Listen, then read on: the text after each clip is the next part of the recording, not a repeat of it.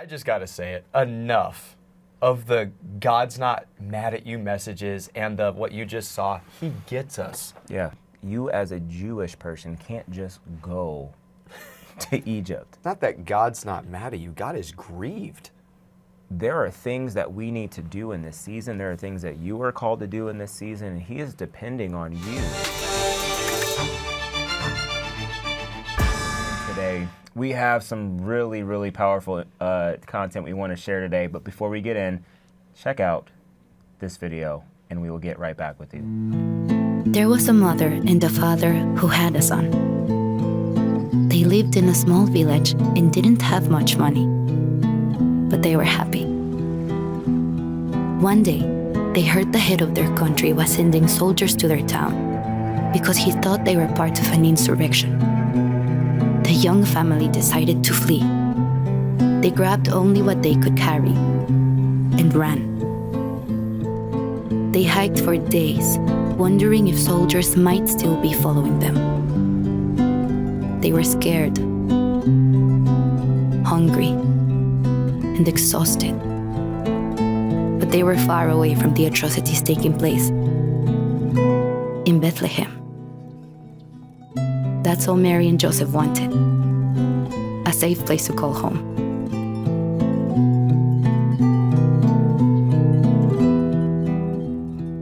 Okay, so you guys get the point, right? You now know why we're here, okay? I just got to say it. Enough of the God's not mad at you messages and the what you just saw. He gets us. Yeah. Okay, enough of that garbage, the He gets us garbage. Anthony, let's dive into this right away. Let's not even hold back. Well, you know, the part that gets me is the fact that we're trying to equate Jesus to a refugee. Yeah. That ain't it, bro. Yeah. Jesus came from a lineage of kings. Mm-hmm. Yeah.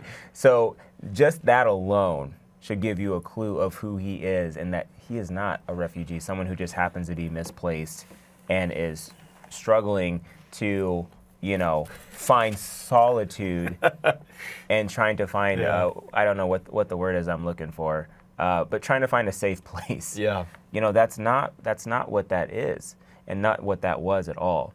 And the part about how He gets us and trying to essentially, I know they were trying to appeal to the humanity side of things, the humanity side of Jesus, but Jesus is the King of Kings. He is God in human form. He doesn't just get us. He saved us. He delivered us. God created us, but sent His Son. The lineage, that God, His Son, and the Holy Spirit, right, they formed together. Yeah. And then what? Thought of us. Exactly. So, of course, it's ridiculous, the narrative, Anthony. Well, it is. And by the way, real quick, just a little bit of a history lesson. When Joseph and Mary, it says they went to Egypt, and they went away for a while. Yes. Okay, at that time frame, you as a Jewish person can't just go to Egypt. Yeah. Right? You got to know somebody. Yeah. And not only that, you got to have some money.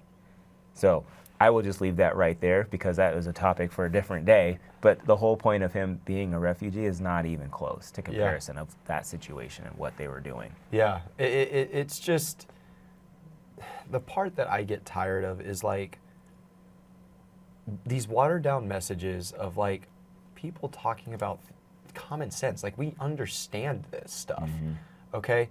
And this whole thing of God's not mad at you and all of this stuff. Okay, actually, I was talking to Pastor Hank about this. Shout out to the man. That's right. But the myth, the legend. He goes, it's not that God's not mad at you. God is grieved. God is grieved with people's inability to stand in our nation today, speak truth, okay? So this whole because there's going to be people that are going to say, well, of course God's not mad at you. So my dad said, no, He's grieved at, the Holy Spirit is grieved at the lack of boldness people have today. And He's honored by those who are standing.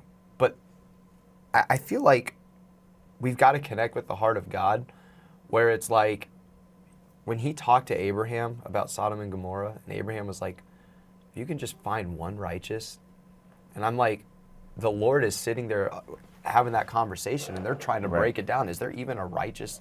Who is righteous? Okay? And I think sometimes we've watered down these messages to God's not mad at you. And we forget that, wait a second, people's actions do grieve the Holy Spirit's heart. And he does matter inside of what he's feeling matters. It's like, where does the heart of God matter?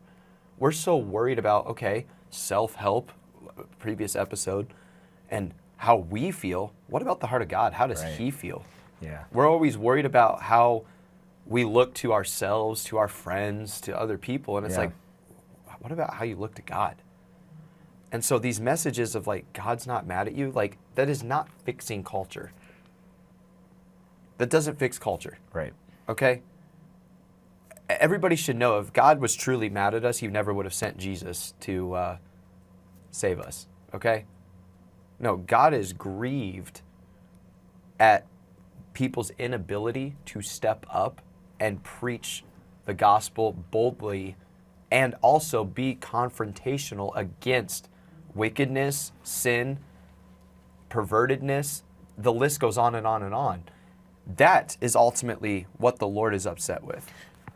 That's good, man. And because of the lack of truth being spoken or the lack of revelation that's being shared about God's position and how he feels about us, then you also have a scenario where, no, he's not mad, but he's starting to get a little impatient. There you because go. Yeah.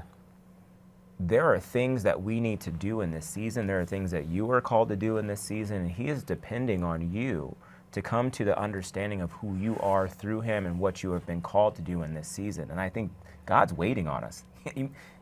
He's grieved, and because he's waiting on us to take our rightful authority as believers There you go. in him.